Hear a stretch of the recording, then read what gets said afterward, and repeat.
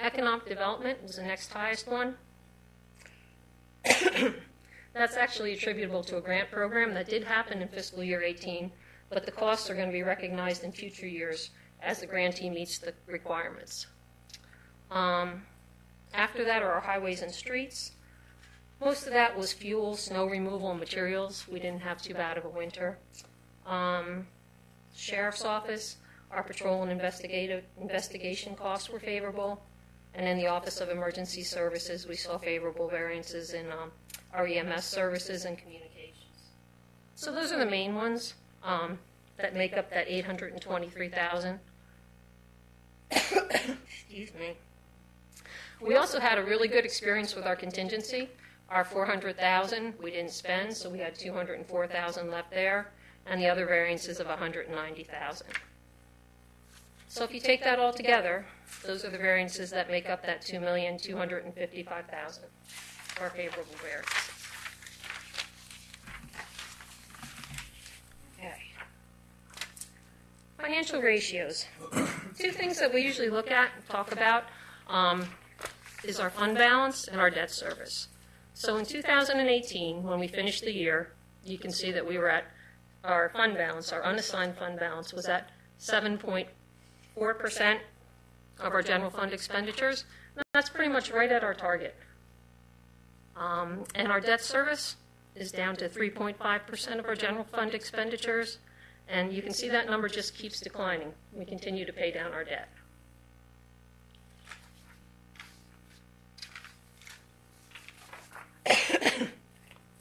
One more thing that I think at this point of the year that we usually talk about is kind of circling back to where we thought we'd be at budget time and where we are now. So if we look at this next page, oops. Okay. So we want to take a look and see, do we have more or less funding available than we thought we'd have when we struck the budget? So what this schedule shows is it shows that when we struck the budget, we do a projection of fiscal year 18. So that first column shows that when we worked on the budget, we thought that we would have an unassigned fund balance of 7.5%, that's our target, and that we would have an excess over that of about $1,665,000. And so that's what we built our budget around. And if you remember, you know, that $1.6 million, we had a lot of conversation about what to do with it. We used it for one-time capital costs. We funded about $669,000 of public school projects and about $996,000 of county capital projects. And so we factored those into our fiscal year 19 budget. And we also, based on the running rates that we had for the operating expenditures and the salary and benefits, we reduced our FY19 expenditures. So we reduced our operating expenditures by about $400,000 in the FY19 budget, and we reduced several of the salary and benefit lines. So if we look at where we ended up compared to where we thought we'd be, we're really very close. The actual results show an unassigned fund balance of 7.4%. It's about $150,000 less than we thought we'd have. So we are pretty much exactly where we thought we'd be when we struck the budget. So we really don't have to talk about if we have any excess funds and what to do with them, or if we have less money and where to find it. So we're just kind of right where we thought we'd be.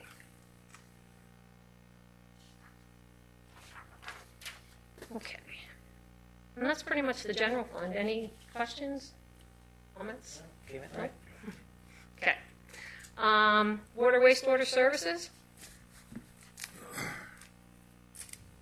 You can see that our revenues, oops, all right, get this on here, that our revenues came in slightly under what our budget, at $18,000.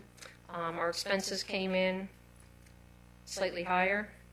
Our subsidy percentage was just slightly lower than budget at 26.8 compared to the 26.9. So we really were tracking very close to budget in water, wastewater also. The next page shows where those variances occurred. Again, they were very small. You can see in the revenues It was the fees and the penalties and the other charges, salaries and benefits. It was mostly in overtime and reimbursements, and very small variances in operating. And the last 2 pages in here really just summarize our capital projects.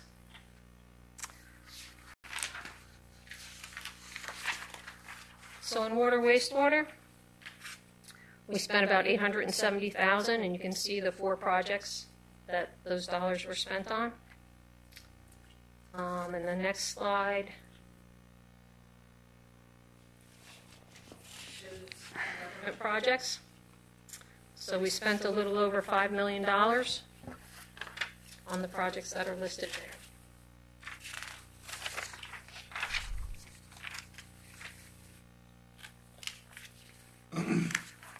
Only thing is, we had set a target for subsidy to water and wastewater services, and we have not come close to that target in a number of years. Very close this year. It is what it is.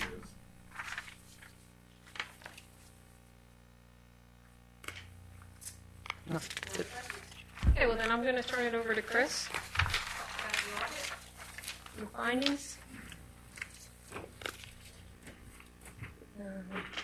This one.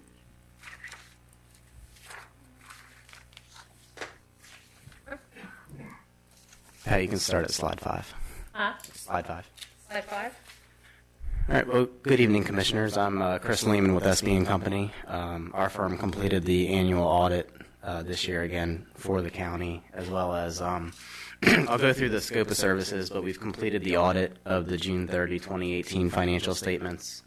That does also include reviewing the comprehensive annual financial report, which is standards above and beyond the standards that are set by accounting principles, and that document submitted to an award program that the county has received for several years now. So that's just an excellence in financial reporting. In addition, we complete the single audit, which is an audit of the federal grants and spending during the year. That's mandated by the federal government for any entity that disperses over $750,000 for the year. So we are in the process of wrapping up that audit. There's a state-mandated audit of the 911 trust fund revenues and expenditures, as well as a municipal solid waste report for the closed landfill and just some ongoing financial disclosures related to that. We've also completed a review of the Uniform Financial Report, which is required to be submitted to the state upon completion of the financial statements. That'll be submitted with the financial statements to the state, and the state will recognize meeting that deadline, which is tomorrow. We'll also review the data collection form, which is required upon completion of the single audit. That lets the federal government know that the county has met their obligation as far as the single audit is concerned. Next slide.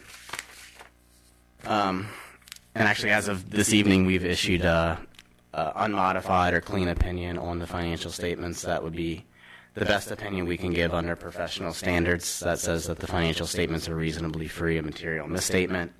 We did not discover any instances of fraud. A financial statement audit is not a fraud audit, but we are required to be skeptical that fraud could happen by anyone at any time. We didn't have any material weaknesses in the internal controls. Material weakness would be a material error that management was not able to detect on a timely basis, so we didn't have any of those to report. We received the full cooperation of management, so any records, transactions we requested backup or support for, we were provided adequate support for those items. We didn't have any audit adjustments through the audit, so that just speaks to the financial data that you're getting during the year and the general ledger system that maintains the records, just the quality of the system and the finance function being able to get all the numbers together that are GAAP compliant. And we don't have any single audit findings to report, so we are in the phase of finalizing the report, but there's no compliance or controls findings that we'd have to include within the single audit report. You can go next slide.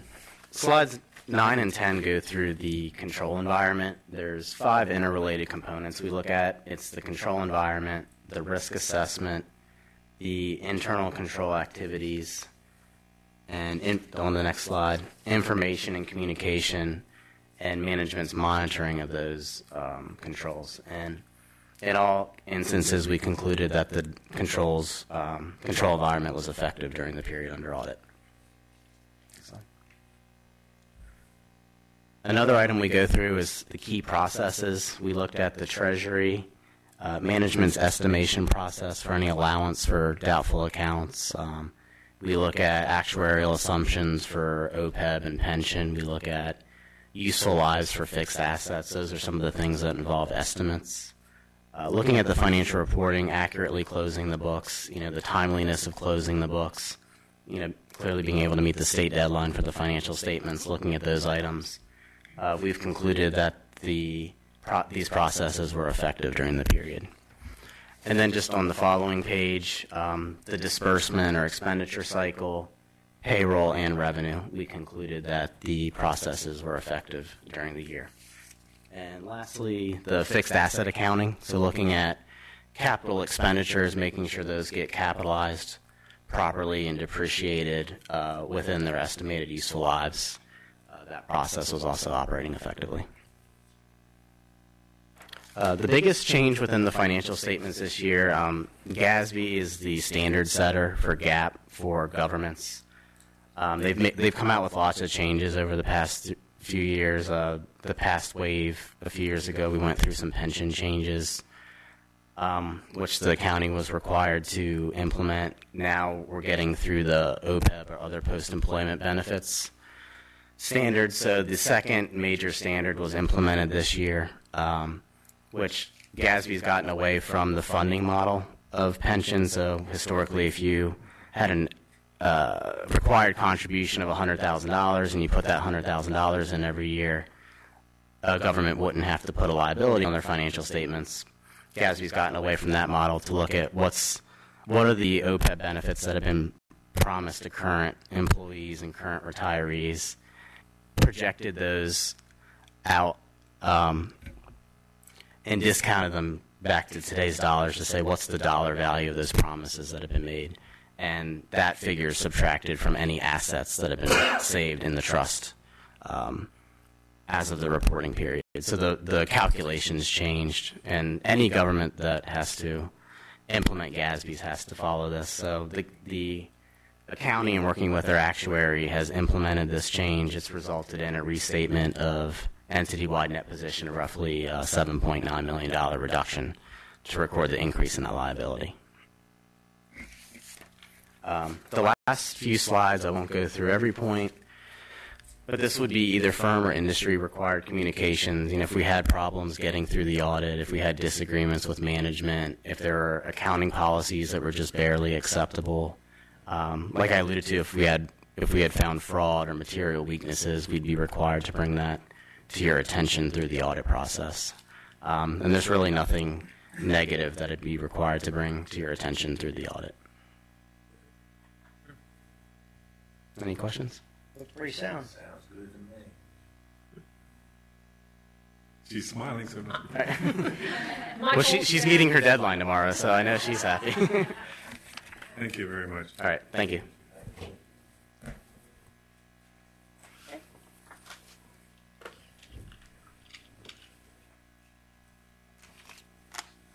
Okay. Where are we? Is that you, Alan Sharburn?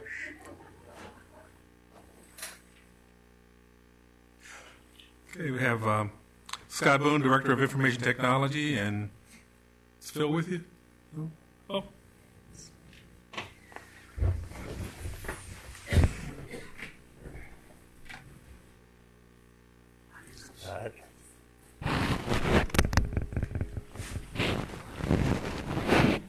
Oh.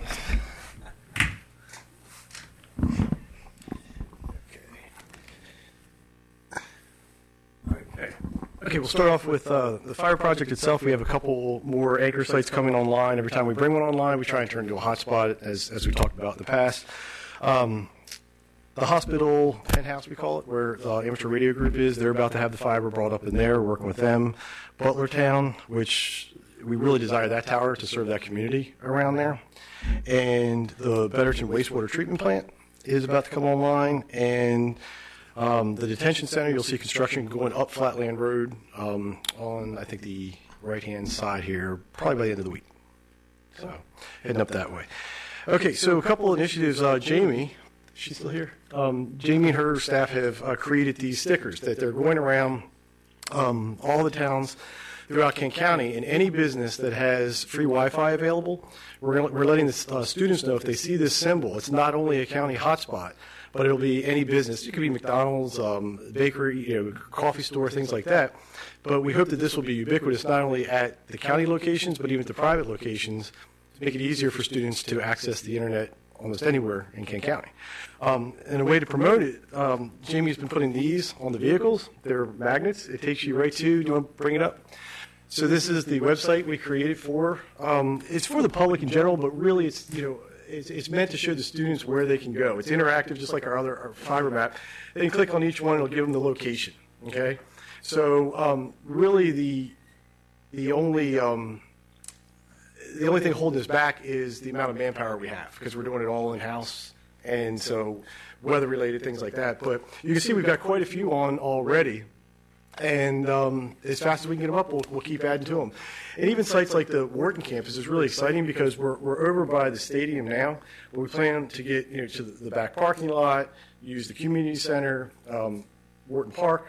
Okay, they're all going to have that ability to have free Wi-Fi. So it'll basically be almost like a campus-wide free Wi-Fi. Yeah. So magnets, and we still have our intern from the summer who is still helping to build those boxes for us. So it's a KCPS student is actually helping us construct the equipment to put these hotspots in place. So we're pretty excited about that. We've been able to keep her on board hopefully all year. She's coming to us after school. I guess they have a free period or work period. So she comes and works for us for about an hour and a half, 2 hours, and we keep her on her path towards electrical engineering. And we're very excited because she just got accepted to the college of her choice. So wow. And she was actually part of our project. We took some video when we brought the Civic Center, the Learning Center, online in Rock Hall. If you can speak a little bit about kind of what you came from as far as resources before we were able to get the fiber in there, what it means to you? Yeah, absolutely. So we came from Zippo. We had nothing, and these folks were kind enough to hook us up with the new technology, and that adds a whole new dimension for us and for our kids because we're able to use their passwords to get into their work that they do in school and continue the work at the Learning Center. So that is really different because typically the kids would come over with their homework or sometimes without. And if there was no homework given, we were at a loss. And we had to be very creative on breaking out workbooks and giving them our own self-generated reading assignments. But now we just go on our computers with the kids and work them through what a continuation of what they were doing that day in school. So it becomes very seamless, and it's good coordination between the Learning Center and the grade school. Yeah. We have a short video we can play for you that we took from what the experience is actually like there. You'll see some very handsome elderly people in here. Wonder who that is. Okay.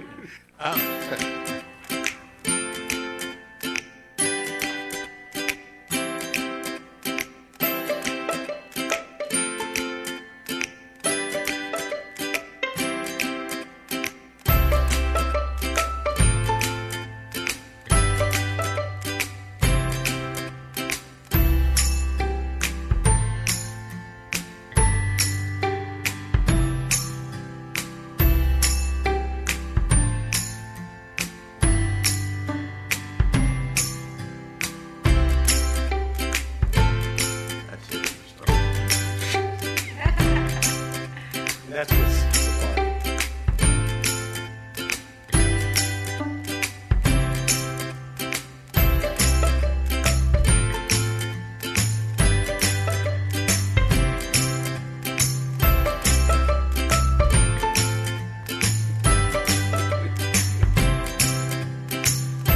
This is one of our best examples of what these anchors mean for public service, right? Another thing, can you pull up the screenshot we have of the kids that connect? So we have the ability to track when the public school students are connecting to the homework hotspots themselves. Where is it? Where you had it? It wasn't loading. There you go. It might be a little small to see, but see if you can zoom in a little bit on the left-hand column. Center, you see that plus magnifying glass right at the top. Keep going up. In the center. Right there. Yeah. There you go. There you go. So on the left-hand side are all different King County Public School issued laptops. And it's hard to see, I know, because it's so small, but on the right-hand side are all the different locations throughout the county where they're actually taking the laptops home or the portable devices, and they're connecting to the fiber network via the homework hotspots. And I think you said you've even seen them in Betterton sitting at the park with their laptops accessing the free Wi-Fi. Now, let me ask you this, though. Our goal, though, over the next year to 2 years is actually to be able to connect to homes, to the kids' computer, but actually get into every home where these kids have these computers to take home. We have participated in the comment period with the FCC. We're tracking that very closely with the Broadband Association that we're a part of. We don't know. The current administration seems to be giving somewhat more towards auctioning, although most of the feedback that they've had is, hey, let the local governments have a shot at it first, and if they're asleep at the wheel, then let it go to auction. FCC Commissioner Rosenworcel, she has a proposal where if you have an EBS license, you can auction it off, and then that money will then go into a pot where people like us can get access to it to try. We don't know. But that is the goal, and that's why all the towers were fibered up, was if we get to that point where we can get that license, and we have actually already obtained a license for a different frequency to test with, but that is the goal. So this is step one. Get it as close as we can to them, follow the FCC, see what happens. Hopefully we can get a piece of that action and go from there. One last thing, if you don't mind, can you pull up Laura's thing? There was on the right. So this was a national conference in D.C. 3 weeks ago. And as you can see, I've spoken at this conference before, but look who they asked to come represent Rural Broadband Strategies. That's Dr. Laura Jacob of the King County Public Schools. And the buildup that she got and these are some, you can see these are some federal folks up there, but they kept saying, wait till you hear this story about what's going on in King County. And incredibly well received. And Laura, as gracious as she is, she said, there's Scott, the county made this happen, and the partnership's great. She talked all about the homework hotspots, what it means to the students. And they actually called us up as well. And so, here we were at this conference. King County was the center of attention. So, Very good. yep. So before we finish, kudos to our IT department. Through the whole process, they were really patient with us, and they did put some heavy duty work in. I mean, they were climbing through ceilings, and I just had my fingers crossed the whole time that we'd be able to pull this off, and you did. So thank you very much. I appreciate it. You didn't fall through the ceiling. Excellent. All right. Thank you, sir. All right. Thank you. Yep. Mm-hmm. All right. I have several things for you this evening. The first is one recommendation for a new member of the Commission on Aging and 2 members' recommendation for renewal. 2 have resigned and come off of the committee, and this will leave us 1 short, which Ms. Muriel Cole is looking for a final member. Motion? So moved. Second that. Okay, probably moving second to approve the reappointment of 2 members and approve the addition of an additional member filling 1 vacant position. Discussion? Hearing none, all those in favor say aye. Aye. Motion is carried unanimously. Next, we have the Kent County County Public Library request. This is a motion to approve the FY19 certificate for cooperative local and state library aid appropriation. This is an annual certification verifying the amount of money that has been allocated in the budget to the library. On the certification, the county has allocated $662,196 to the state's portion of $577. So moved. Second. Probably moving second to approve the certification of cooperative local state library aid programs FY19 as presented. Discussion? Hearing none, all those in favor say aye. Motion is carried unanimously. Next, we have a request from the Maryland Broadband Cooperative Board of Directors. There is an upcoming meeting on November 8th, and as a member of the co-op, at the annual meeting of directors, there will be a position open. It's an at-large position, an at-large director. There are 2 nominations that have been presented to the co-op to fill the vacant director's position. We have a relationship with one of them as a county, so a staff recommendation is to vote for the member with whom we have the relationship. So moved. Second. Okay, probably moving second to approve certificate. No, I'm at the wrong part here. Excuse me. Probably moved in a second to approve the recommended individual for the at-large director for the Maryland Broadband Cooperative. Any discussion? Hearing none, all those in favor say aye. Motion is carried unanimously. The next 2 items on the agenda are for informational purposes only. The first is a letter from the Maryland Department of Environment, and this is the final permit application for the sewage sludge utilization permit, and this is for seed sludge from Kennedyville to Betterton wastewater treatment plant as they come online. So moved. Second. No motion required. No motion, but thank you for that. Hey, okay. That's You have a good. question? No, Okay. that's our own. That's our own sludge going one position to another. Because I know people generally want to get involved if it's somebody else's sludge being moved around. Right, exactly. The next item is a letter to the members of the Millington Lions Club. The question has come up, is the Millington Lions Club going to continue to be able to use part of the Millington Elementary School property when the transfer takes place? So the transfer has not taken place to date, as you know, but upon execution of the transfer, it's the intention to continue to let Millington Lions Club use the field. Okay. Gentlemen concur? Okay. Next, a request from the Office of Emergency Services. As a part of the budget, as you're well aware, we have funded several EMTB positions, and this is to provide drivers to get the ambulances out of the station and get them onto the site, because we do not own ambulances, we only have paramedic services. So this is an amendment to the current memorandum of understanding with Galena Volunteer Fire Company that allows a member of our staff to drive the ambulance. Okay. Do I have a motion? So moved. Second. Probably moving second to approve the amendment to the memorandum of understanding to Galena Volunteer Fire Company. Discussion? Yeah, just a bit. So the other, like Rock Hall, do we have to do? It's the same thing, we just don't have it back yet from them, ready for signature, correct? Mhm. No further discussion. All those in favor say aye. Aye. Motion is carried unanimously. Next, we have another requested appointment of a board member. This one is for the Parks and Rec Advisory Board. There are currently 4 vacancies, but the request here is to fill 2 of them, 1 student member and 1 adult member. So moved. Second. Already moving second to appoint the recommended candidates to fill the Parks and Recreation Advisory Board vacancies. Discussion? Hearing none, all those in favor say aye. Motion is carried unanimously. We have a letter of credit release request. This is coming from the Planning, Housing, and Zoning Department.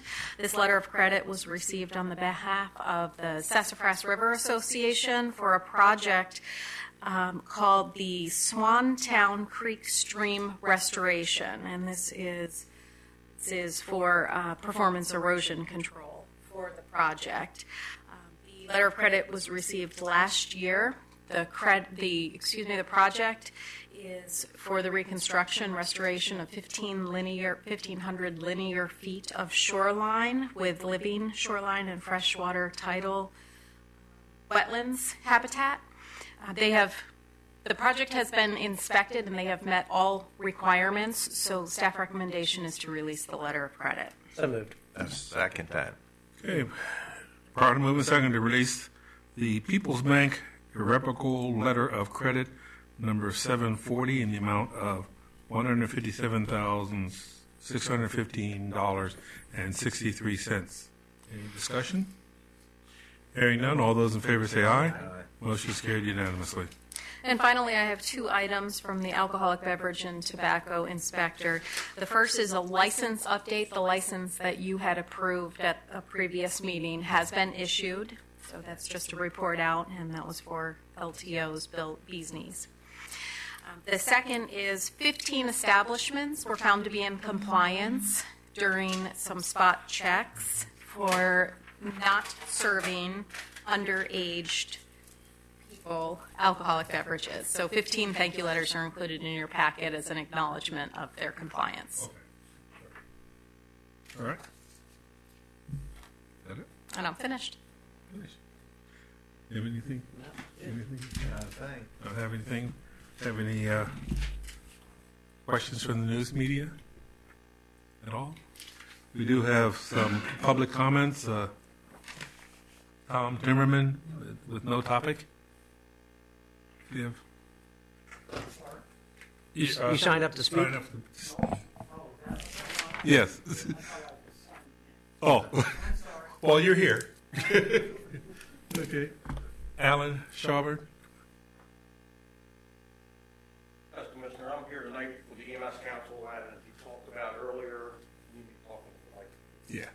earlier, you did take the time this year to look into the budget, and you got some EMTs for a couple of the fire departments. So the EMS Council would like to thank you very much for taking care of the public safety. I think it's going to make a big difference. I know it's going to release a lot of pressure off the rescue squad. So thank you publicly for doing that. We're not finished yet, though. Thank you. Thank you. Thank you. Anyone? Any other questions? Yes, sir.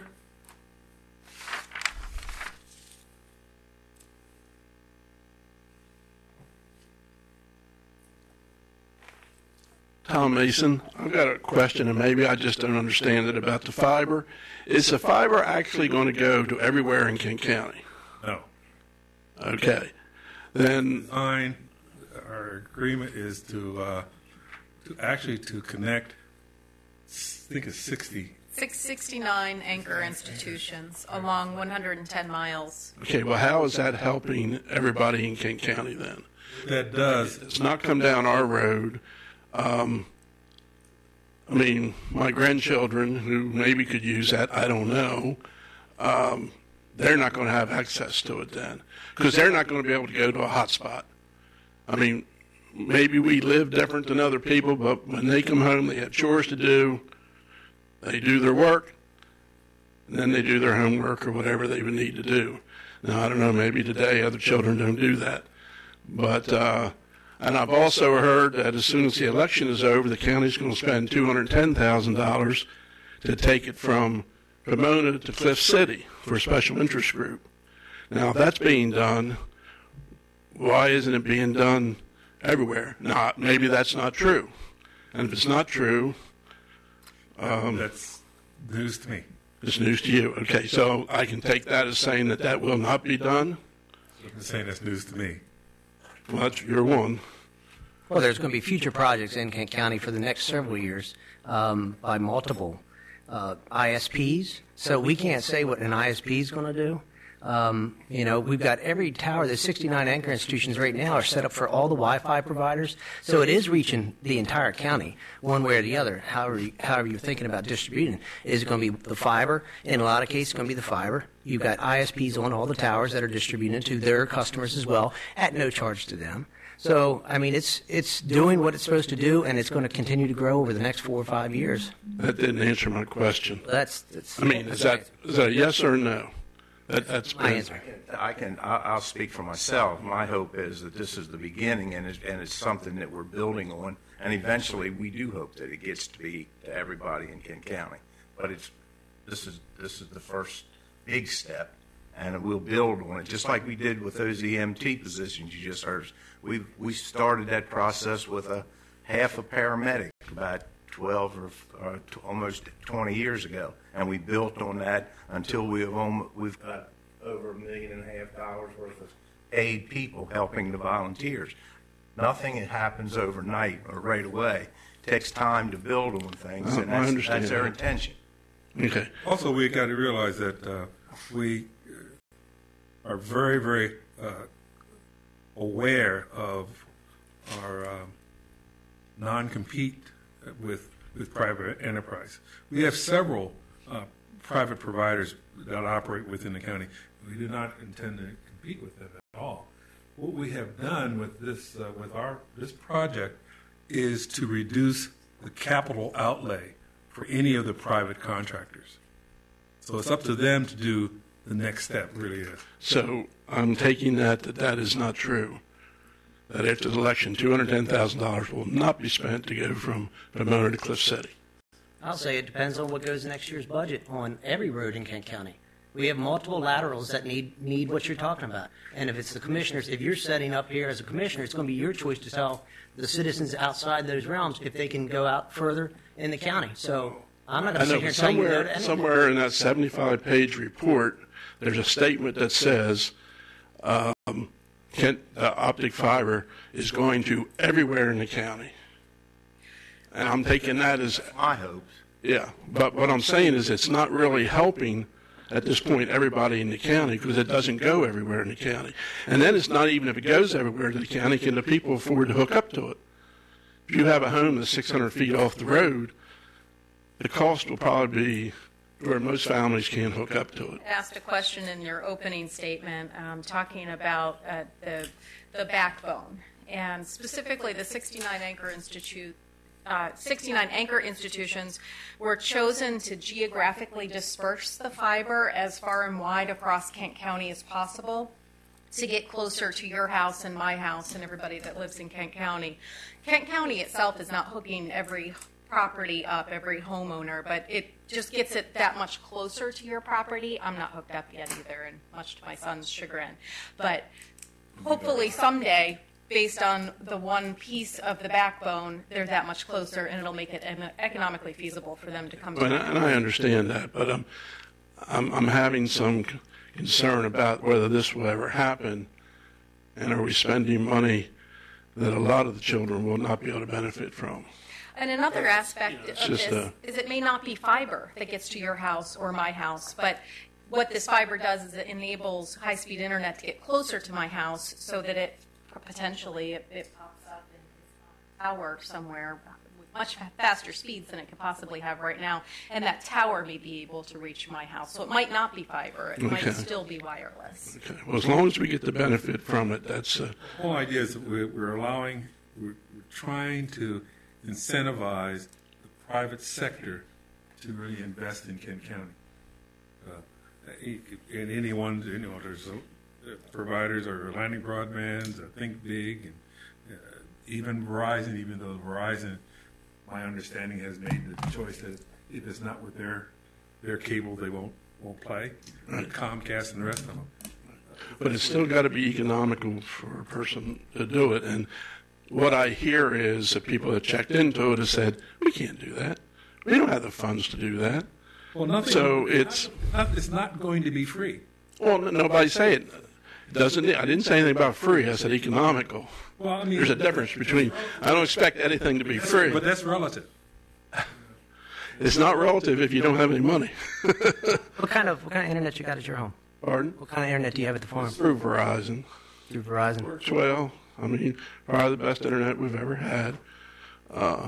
But, you know, a lot of your homes are way off the road.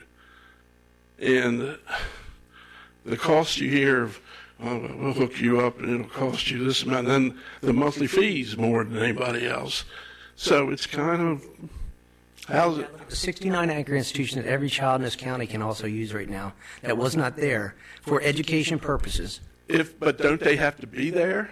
Well, that's part of it now, but the build that's going to happen that we were talking also about over the next year to two to get it out into every single home with those kids' private pieces is... Right. But that's what's got to happen for it to be effective. Because every child's not going to be able to go to these hot spots. And we're working on And it. that's the key to the thing. Okay, it's not going to happen overnight. Okay. Thank you. Anyone else? Yes, sir.